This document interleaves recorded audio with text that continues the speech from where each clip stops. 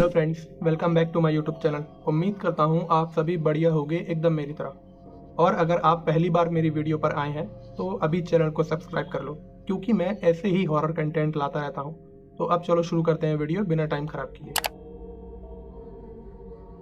तो ये story share की थी मेरे एक दोस्त धर्मवीर ने। ये स्टोरी उसकी नहीं है, बल्कि उसकी एक रिलेटिव की फैमिली के साथ हुआ था ऐसा।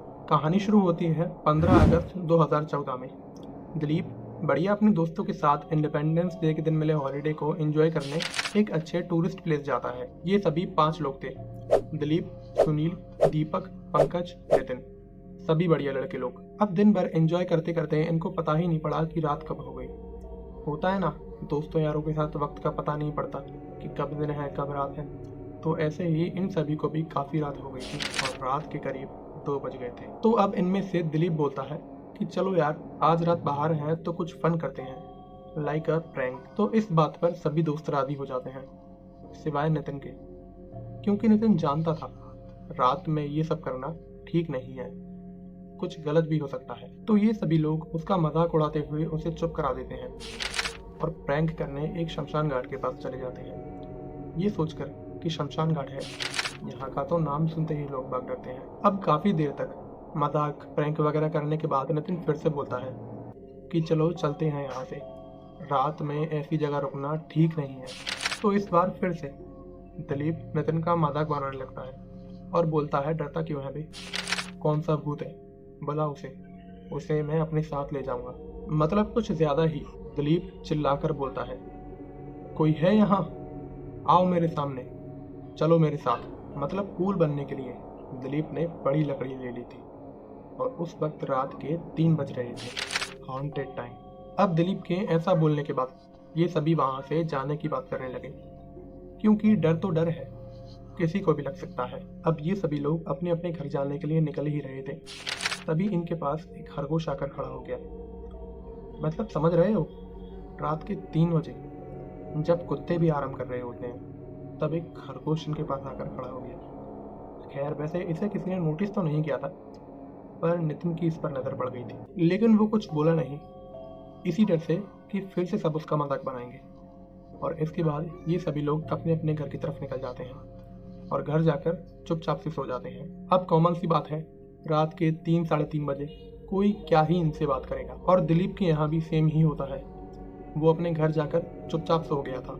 अब इस ट्रिप के बाद 1-2 दिन तक दिलीप के घर पर एकदम सब कुछ ठीक चला, लेकिन कुछ दिन बाद दिलीप के साथ अजीब एक्टिविटीज होना शुरू हो गई, जैसे कि नाक से खून आना, थकावट होना, आलस आना, जिसे दिलीप ने काम का प्रेशर समझकर इग्नोर कर दिया। जिसके बाद दिलीप के साथ कुछ नहीं हुआ करीब 2 दिन तक। अब 2 दिन बाद किचन में काम करते वक्त दिलीप की मम्मी को उनके अलावा किसी और की भी आहट महसूस हुई, जैसे कि कोई तो है यहाँ काफी देर से। अब ऐसा होता है ना कभी कभी कि हमें हमारे अलावा किसी और के होने का वहम होने लगता है। तो बस दिलीप की मम्मी ने इसे वहम समझकर इग्नोर कर दिया और वापस अपने काम में लग गई।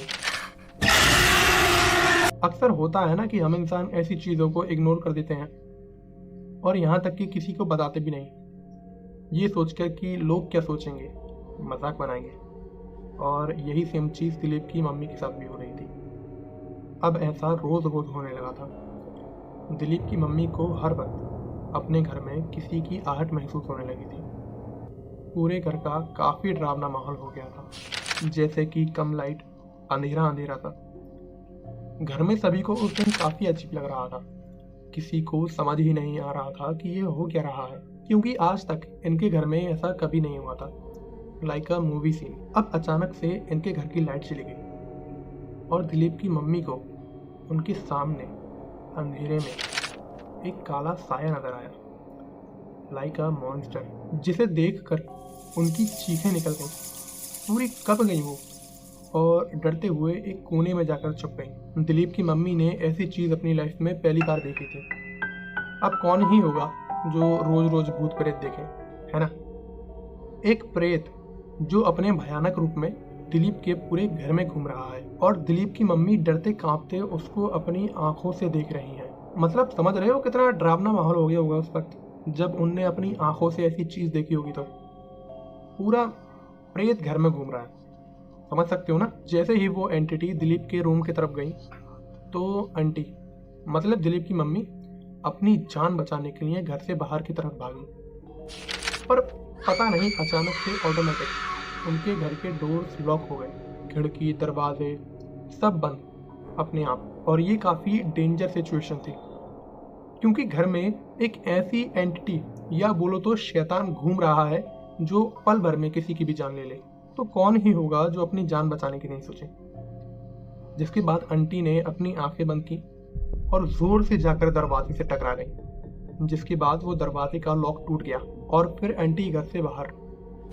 आंटी बाहर जाकर रोने लगी, चीखने लगी कि मेरे घर में शैतान है, मेरे घर में भूत है, मेरे बच्चे को बचाओ, मेरे बच्चे को बचाओ। क्योंकि उस वक्त दिलीप अपने कमरे में खाना खा रहा था। जिसके बाद मोहल्ले के सभी लोग घर में गए और दिलीप के रूम में जाकर देखा तो दिलीप अपने बेड पर बेहोश पड़ा है। इसके बाद मोहल्ले के सभी लोग दिलीप को घर से बाहर निकाल लाए और उसे होश में लाया गया। जिसके बाद दिलीप से पूछा कि क्या हुआ था बेटा, अंदर क्या हुआ था। दिलीप बोला मैं अपने कमरे में खाना खा रहा था, तब अचानक से मेरे सामने एक बच्ची आकर खड़ी हो गई और देखते ही देखते वो बच्ची एक भयानक शैतान में बदल गई और उसने मुझ पर हमला कर दिया। जिसके बाद मैं बेहोश हो गया और मुझे कुछ याद नहीं है। मतलब समझ सकते हो ना क्या सीन हुआ होगा तब। जिसके बाद दिलीप की और आंटी की एकदम से तबीयत खराब हो गई, मानो किसी ने उनका खून पी लिया हो। जिसके बाद दिलीप के पापा को उनकी ड्यूटी से बुलाया गया और उनको सारी परेशानी बताई गई। जिसके बाद उनने बिना टाइम वेस्ट किए एक बाबा को बुलाया। मतलब वो बाबा काफ़ी जानपाड़ था, काफ़ी पढ़ा लिखा था। हमारे यहाँ पे जानपाड़ी बोलते हैं ऐसे ज़्यादा टोने टूट के करने वालों को।